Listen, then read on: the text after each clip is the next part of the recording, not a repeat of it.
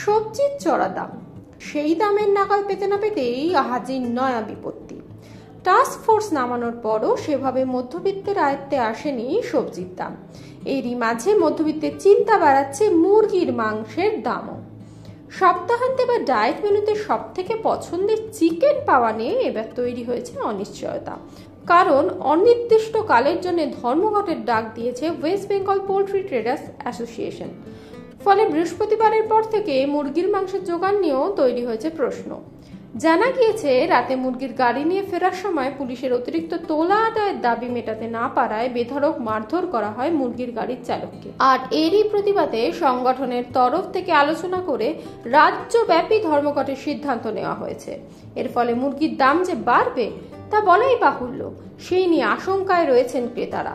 অন্যদিকে ব্যবসায় ক্ষতির আশঙ্কায় ভুগছেন বিক্রেতারাও, তবে তারা এই ধর্মঘটকে সম্পূর্ণরূপে সমর্থনও করছেন।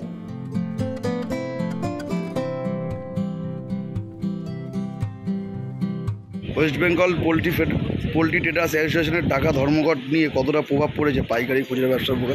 প্রভাব তো পড়বেই। প্রভাব পড়ার জন্যই তো আমরা এই ধর্মঘটের চিন্তা ভাবনা করেছি। আমরা অনেকভাবে আমাদের সংগঠনের তরফ থেকে পুলিশের উচ্চাধিকারিকদের আমরা পত্র দ্বারা অনেকবারই জানিয়েছি এই সমস্যার কথা। তারা কর্ণপাত করেনি। গত 11ই জুলাই বেলদার এক ট্রেডার তার ড্রাইভারকে গাড়ি নিয়ে আসছিলেন মুরগি নিয়ে লোড করে, ড্রাইভারকে দাঁড় করা এবং ফুল অঙ্কের টাকা তার কাছে দাবি করা হয়। সে দিতে অস্বীকার করলে তার উপরে অত্যাচার করা হয়। পুলিশের হাতে টাকা টর্চ দিয়ে তার মাথায় বাড়ি মেরে তার মাথা ফাটিয়ে দেওয়া হয়। আমাদের ট্রেডার অ্যাসোসিয়েশনের পক্ষ থেকে আমরা তৎক্ষণাৎ সেখানে গিয়ে পৌঁছাই এবং তাকে তৎক্ষণাৎ বেলদা হসপিটালে ভর্তি করি এবং অবস্থার অবনতি থাকায় তাকে পরে মেদিনীপুর হসপিটালে স্থানান্তরিত করা হয়। এই কারণে দীর্ঘদিন ধরে আমরা যারা ট্রেডার আছি সবাই মিলে অ্যাসোসিয়েশনের পক্ষ থেকে এই বিষয়টা সবার কানে দেওয়া হয় এবং তার ফলে যে বিষয় হয় যে আমরা সিদ্ধান্ত নিই এভাবে পুলিশের অত্যাচার থেকে মুক্তি পেতে গেলে আমরা আন্দোলন বা ধর্মঘটের সাহায্য নিতে হবে। তাই সেই সাহায্য নিয়েছি, বিভিন্ন জেলায় জেলায় আমরা মিটিং করেছি। মিটিংয়ের দ্বারা এটাই সিদ্ধান্ত হয়েছে যে আমরা আজ রাত্রে 18 তারিখ থেকে সম্পূর্ণ মুরগি সরবরাহ বন্ধ রাখবো এবং যারা মুরগি নিয়ে যাবে, যারা হয়তো আমাদের সঙ্গে সহমত হবে না, তাদের গাড়িও আমাদের ট্রেডার অ্যাসোসিয়েশনের সদস্যরা আটকাবে। তাই এই ধর্মঘট অবশ্যই সফল হবে এবং এর প্রভাব বাজারে পড়বে এবং আমরা যার কারণেই ধর্মঘট করছি, আমাদের রাজ্যের যারা পুলিশ আধিকারিকরা আছে এবং প্রশাসনের দায়িত্বে আছে এবং সর্বোপরি আমাদের মাননীয় মুখ্যমন্ত্রী যাতে বিষয়টা ভালো করে খতিয়ে দেখে আমাদের এই অত্যাচার বন্ধ করে স্বাভাবিকভাবে যাতে ট্রেডাররা গাড়ি নিয়ে মুরগি সরবরাহ করতে পারে, তাতে আমার মনে হয় মুরগির দামও অনেক কমে যাবে। সব জায়গায় জানা যাচ্ছে মুরগির যে ব্যবসা অনির্দিষ্টকালের জন্য বন্ধ। আপনারা বিক্রেতা, আপনারা কি এখনো কি আপনাদের কাছে কি? আমরা চাই এর সমূলে যেন ধ্বংস হয় যারা যারা এইসব কাজ করেছে। এদের মানে উচিত শাস্তি যতক্ষণ না হচ্ছে আমার মনে হয় মুরগির দোকান বন্ধ রাখাই ভালো।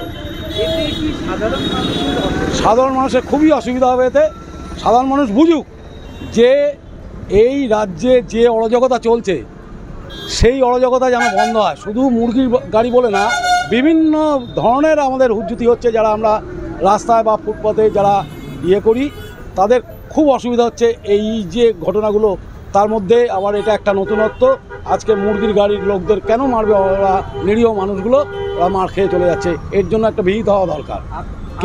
কেউ এই নিয়ে কোনো উচ্চবাচ্চা আজ পর্যন্ত আমরা 4-5 দিন দেখলাম এই ঘটনাটা, কিন্তু কেউ কোনো স্তরেই উচ্চবাচ্চা হয়নি। সরকারি স্তরের থেকে আরম্ভ করে পুলিশ স্তরের সাধারণ মানুষ জানেই না।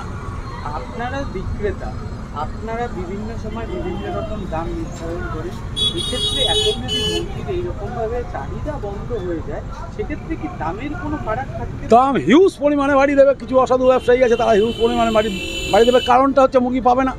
এটা তো সবসময় দেখা যায় যে এই যে আজকে পাইকারি বাজারে আমরা সবজি কিনি, কিছু অসাধু ব্যবসায়ী পাচ্ছে না বলে বাড়িয়ে দিল। আমাদের মুরগিতেও তাই হবে যে পাবে না। যখন আজকে আমাদের এই এলাকায় গোটা 10 দোকান আছে, দেখা যাচ্ছে 2টো দোকানে তখন মুরগি পাওয়া যাচ্ছে আর 8টা দোকান বন্ধ থাকছে, তখন ওরা হিউজ পরিমাণে বাড়িয়ে দেবে। সাধারণ মানুষের অসুবিধা হবে।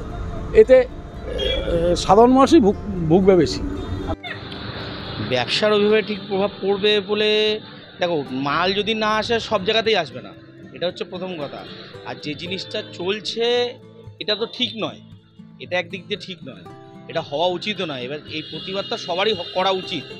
আর ব্যবসাদারের ক্ষতি বলতে ওইভাবে ব্যবসা ক্ষতি বলতে যেন সিম্পল হয় সেরকমই, মাল না আসলে দোকান বন্ধ থাকবে, মাল আসলে দোকান চলবে, এতে ব্যবসার ক্ষতি বা সেরকম কোনো ব্যাপার নেই।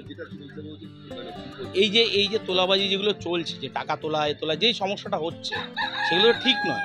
বা এইভাবে তার জন্য যে গায়ে হাত দেবে বা যাই হোক, তার জন্য অ্যাসোসিয়েশন যখন প্রোটেস্ট করছে, তো প্রোটেস্টটা চালানো উচিত আমার মনে হয়। আজকে না হোক পরবর্তীকালেও তো আরও সমস্যা আসতে পারে এর থেকে।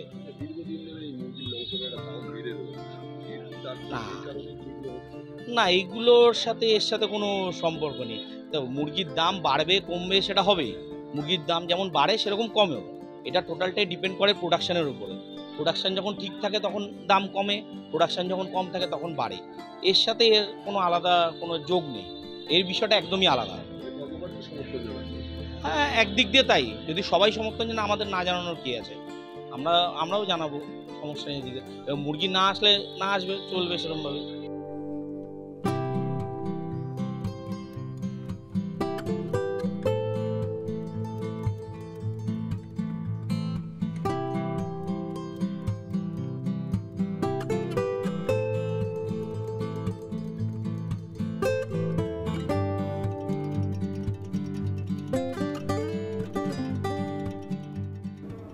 এই সময় ডিজিটাল।